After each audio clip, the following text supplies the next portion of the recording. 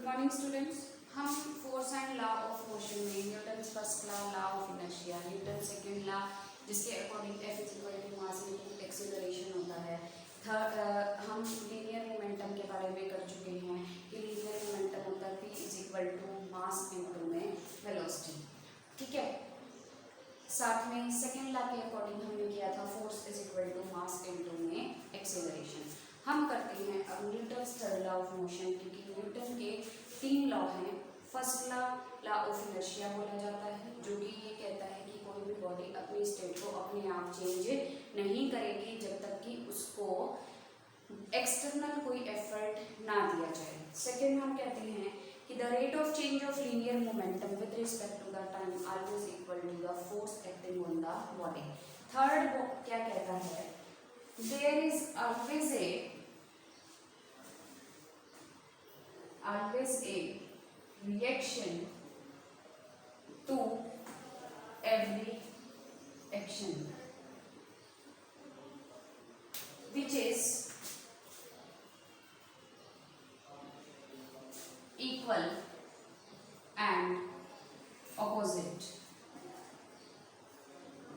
हमेशा एक्शन की रिएक्शन होगी जो कि मैग्नीट्यूड में इक्वल होगी, लेकिन डायरेक्शन में क्या होगी, अपोजिट। लेकिन एक चीज याद रखना, एक्शन और रिएक्शन जो है कभी भी सेम बॉडीज पर नहीं होते, हमेशा डिफरेंट बॉडीज पर होते हैं। X always on different bodies.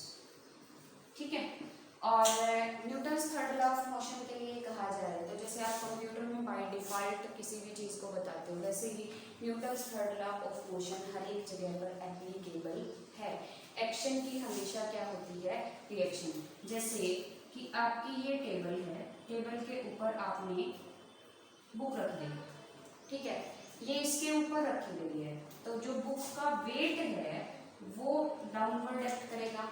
ये मान लो क्या हो गया, एक्शन हो गया।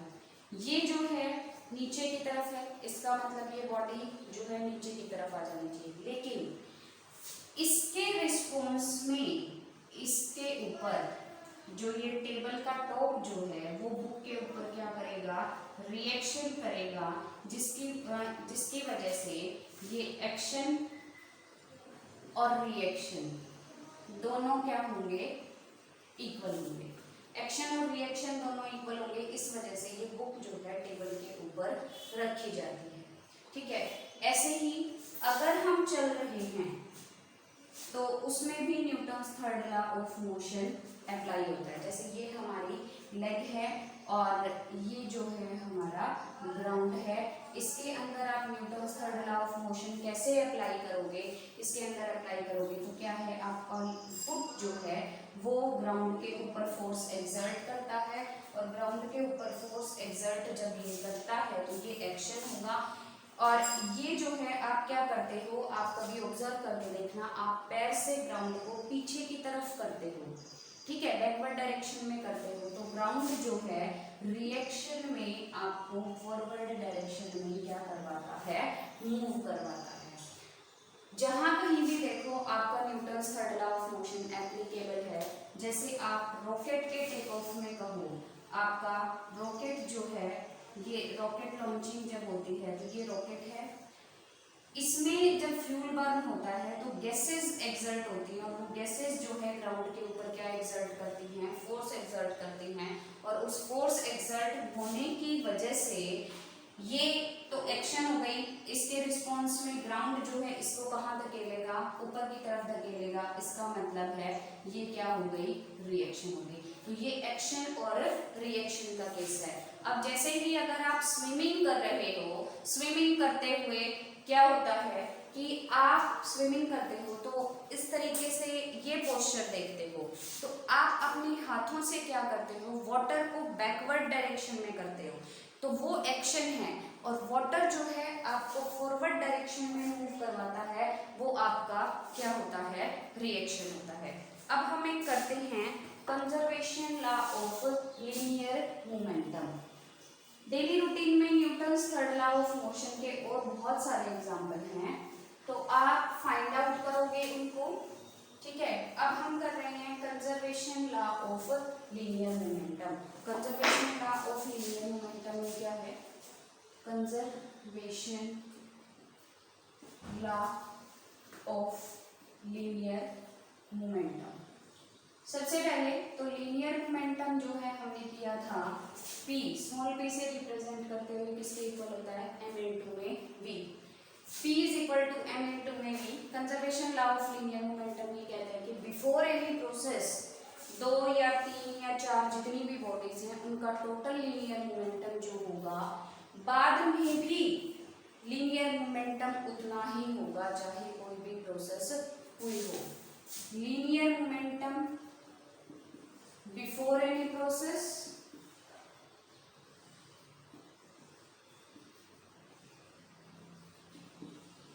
must be equal to the linear momentum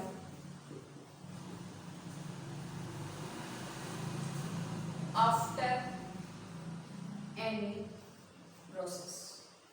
for example अगर हम कोलिजन का केस ले लें, कोलिजन जैसे एक बॉडी ये है ए, एक बॉडी ये है बी, इसका मास है ma, इसका मास है mb, इसकी इनिशियल वेलोसिटी है ua, इसकी इनिशियल वेलोसिटी है ub।